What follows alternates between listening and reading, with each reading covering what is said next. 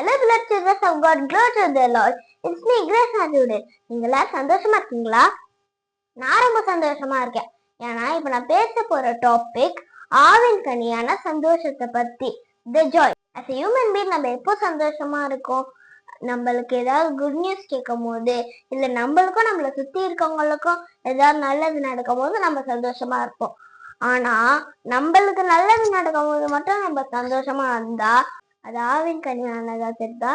இந்த ஆவின் கனியான சந்தோஷம் எப்போ வெளிப்படும் தெரியுமா?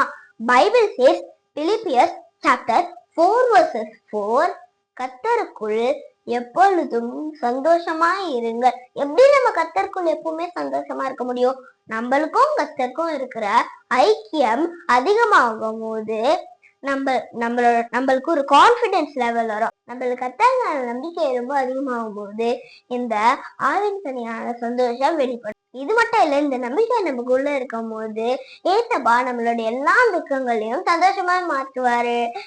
சத்தியமும் கிருபையும் உங்களை விட்டு விலகாது இருப்பதாக. ஆமேன். டாடா.